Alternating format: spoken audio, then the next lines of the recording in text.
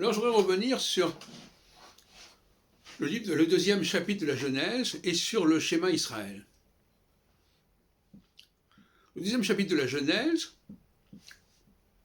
commence par une formule où on dit Yahvé, non, on dit Elohim, et puis au bout de 3 ou 4 versets, on dit Yahvé Elohim. On a là la marque d'un syncrétisme, on a la marque d'un compromis entre plusieurs écoles, plusieurs théologies.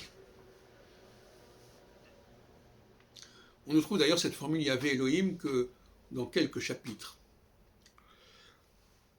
Sauf qu'on trouve Elohim. Bon, donc Elohim, c'est un Dieu pluriel. Bon. Alors qu'est-ce qu'on nous enseigne dans la tradition orale juive? On dit Yahvé doit être lu Adonai.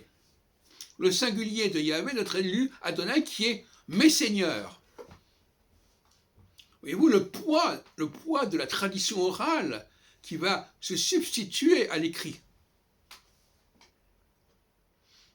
Alors si on prend la formule initiale du schéma Israël, c'est-à-dire du écoute Israël, elle est très confuse. Et quand on la lit comme ça, ou quand elle est traduite n'importe comment, elle ne veut rien dire. Schéma Israël, Adonai, alors Adonai, non, Yahvé Elohenu, parce que Adonai Elohenu, ça veut dire mes seigneurs, les Elohim. Donc là, il n'y a pas de problème. Sauf que ce n'est pas ce qui est écrit. Yahvé Elohenu, Yahvé Echad. Alors Yahvé Echad, c'est encore une bizarrerie, parce que si Yahvé est Echad, c'est-à-dire s'il est un, pourquoi dire qu'il est un? La notion d'unité ne fait sens quand il y a dualité. S'il y a deux divinités, on peut dire qu'elles n'en font qu'une. S'il y en a une seule, ce n'est pas la peine de répéter qu'elle est seule.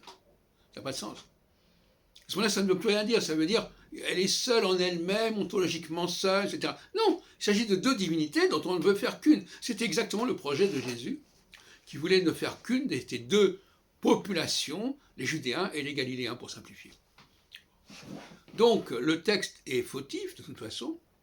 Il est inconsistant, même, à la limite. Et ce sont les traductions qui essaient de lui donner tant soit peu un semblant de sens.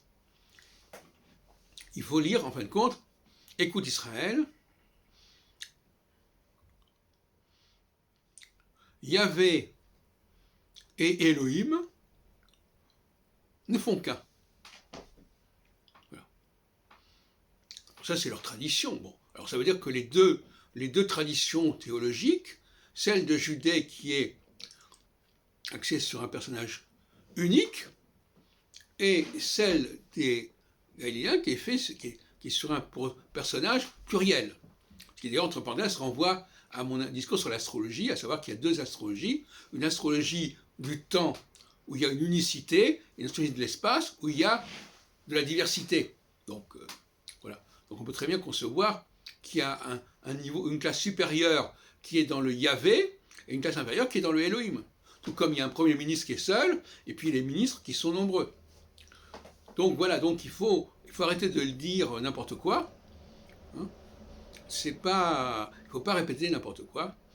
L'idée, c'est effectivement d'annoncer, si on veut le faire, d'annoncer l'unité qui va se faire entre les deux populations, celle du Nord et du Sud, entre les dieux du Nord et les dieux du Sud. Et là, on peut parler d'unité.